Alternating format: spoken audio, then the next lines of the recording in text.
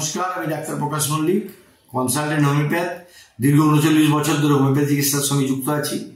আজকে যে বিষয়টা নিয়ে কথা বলবো সেটা হচ্ছে প্রতিবন্ধী শিশু।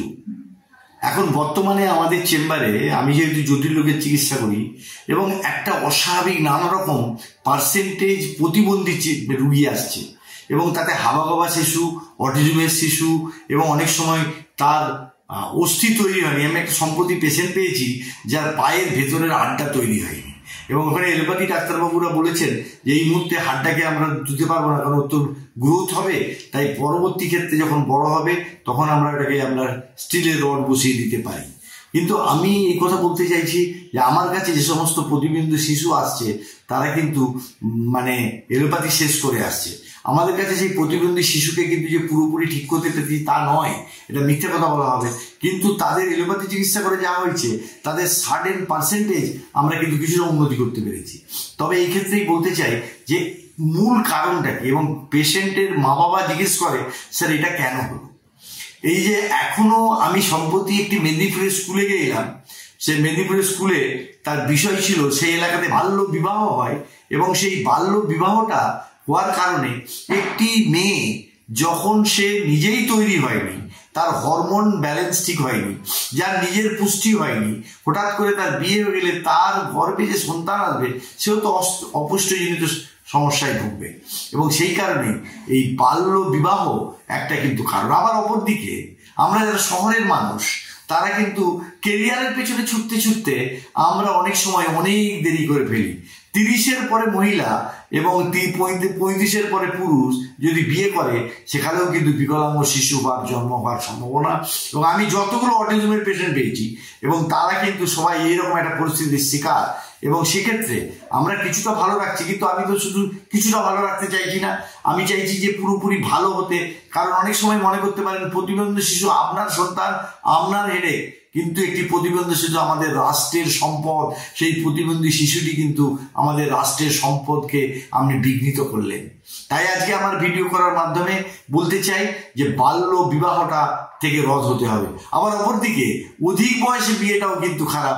তাই দুটো ব্যালেন্স, সময়ের কাজ সময়ে করতে হবে এবং সেটা না করলে আমরা যদি দুটো দিনই ভুল করি তার পরিণামে কিন্তু আমাদের এটা হতে পারে।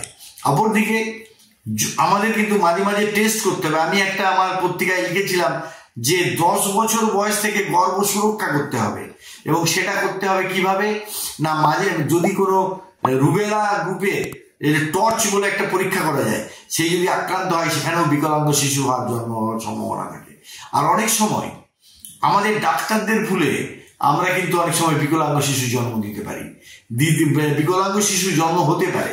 সেটা কি না, আমরা এটা আমাদের আর্থসামাজিক অবস্থাও অনেকটা দায়ী।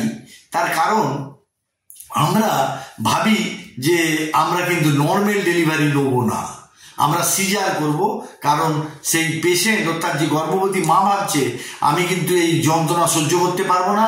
অপরদিকে আবার তার পরিবার অভিভাবকরা ভাবছে আমার মেয়ে কষ্ট করতে পারবে না।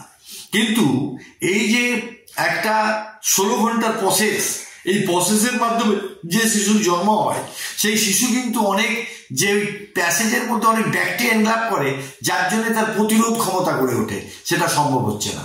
এবং অনেক সময় ডাক্তারবাবুরাও এই সিজার করা বা তাড়াতাড়ি বাচ্চা, এবং গ্রামীণ চিকিৎসকরাও এক্ষেত্রে অক্সিটোসিন বলে একটা ইঞ্জেকশন প্রয়োগ করে, যার ভিত্তিতে বাচ্চাটা তাড়াতাড়ি হয়ে যাওয়ার সম্ভাবনা থাকে। এই অক্সিটোসিন বেশি ব্যবহার করার কারণে সেই ছেলেটি হাবাগোবা হবে, সে কিন্তু জন্মগ্রহণের পরে সে কিন্তু অক্সিজেন দিতে পারবে না, যার পরিণামে তার কান্না হবে না। আমরা জানি কান্না দিয়ে জীবন শুরু হয়, আর তাই একটা কথা আছে, ফিলোসফিক্যাল কথা, যে আমাদের কান্না দিয়ে সবার জীবন শুরু হয়। জীবনে আমরা এমন কাজ করব যার জন্য মানুষ আপনার জন্য কাঁদবে, কিন্তু সেটা অন্য প্রসঙ্গ।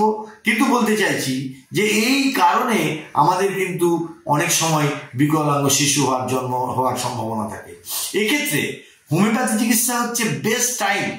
যদি ডিউরিং দ্য প্রেগনেন্সি আমরা লক্ষণ ভিত্তিকভাবে মায়াজম লক্ষণ এবং কারণ মিলিয়ে এবং তার বংশগতির ধারার ইতিহাসকে পর্যালোচনা করে যদি ওষুধ প্রয়োগ করি, একটা সুস্থ শিশু জন্মগ্রহণ হওয়ার সম্ভাবনা এবং নর্মাল ডেলিভারি হওয়ার সম্ভাবনা। আমি এখন গ্রামে থাকতাম, আজ থেকে 30 বছর আগে। আমরা অসংখ্য পেশেন্ট, তখন হসপিটালের ব্যবস্থাটা এত ভালো ছিল না। আমি অবশ্যই বলবো হসপিটালে যেতে, কিন্তু আমরা সেক্ষেত্রে আমি বলতে চাইছি আমার এক্সপিরিয়েন্স দিয়ে আমি কিন্তু অনেক ভালো চিকিৎসা করতে পেরেছি, নর্মাল ডেলিভারি করতে পেরেছি। তাই এই প্রতিবন্ধী শিশুর যাতে জন্ম না হয় তখন প্রথম থেকে, এবং এখন বর্তমানে বিজ্ঞান অনেক এগিয়ে গেছে এবং প্রেগনেন্সির সময়ে কোনো অসুবিধা থাকলে গাইনোকোলজিস্টের সঙ্গে সঙ্গে আপনি যদি তার ওই ফ্লুইড নিয়ে পরীক্ষা করেন, তাহলে সেই বাচ্চার অবস্থা, তার হার্টের গঠন এবং এই যে সমস্ত, অনেক সময় যাদের ডায়াবেটিস আছে তাদের যদি ঠিক ডায়াবেটিসটাকে কন্ট্রোল না করা যায় তখন অনেক সময় অঙ্গ তৈরি হয় না, হার্ট ফুটো থাকে এবং সেরকম সন্তানও কিন্তু আমাদের জন্মগ্রহণ করছে। তাই আমাদের প্রতিবন্ধী শিশুকে চিকিৎসা করব না, আমরা যাতে প্রতিবন্ধী না হয় সেই কথাটাই ভাববো। তার কারণ প্রতিবন্ধী শিশু জন্মগ্রহণ করলে যেমন অভিভাবকদের কষ্ট হয়, তাই অপরপক্ষে আমাদের জাতীয় স্বাস্থ্য রক্ষার ক্ষেত্রেও একটা বিরাট ভূমিকা পালন করে থাকে। তাই আমরা চেষ্টা করব যাতে প্রতিবন্ধী শিশু জন্ম না হয় এবং সেই জন্যে আমরা আগাম ব্যবস্থা নেব। এবং আরেকটা ব্যাপার হচ্ছে যে অনেক সময় দেখা যায় যে যারা দম্পতি তারা বিভিন্ন সময় ধরে বা দীর্ঘ সময় ধরে কন্ট্রাসেপটিভ পিল খান, কিন্তু সব পিল সবার জন্য নয়।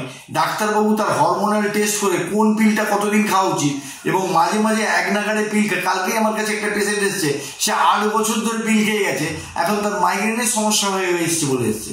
আসলে এই হরমোনাল পিলগুলো কিন্তু হরমোনাল ট্যাবলেট, তাই যেন হরমোনাল ডিসব্যালেন্স তৈরি করে দিতে পারে। এই যেমন তার মাসিক ঋতু সমস্যাজনিত সমস্যা হতে পারে, মানসিক সমস্যা হতে পারে, এবং এক্ষেত্রেও কিন্তু তারপরে বন্ধ করে যখন সে বাচ্চা নিচ্ছে তখন কিন্তু সেখানেও বিকলাঙ্গ শিশুর জন্ম হতে পারে। তাই প্রতিবন্ধী শিশুর জন্ম যাতে না হয় সেটাই আমাদের কামনা থাকবে। আর সেই জন্যেই আমার এই ভিডিও করা, এবং এই ভিডিও যদি আপনাদের কোনো কাজে লেগে থাকে তাহলে আমাদের লাইক করবেন, শেয়ার করবেন, কমেন্টস করবেন।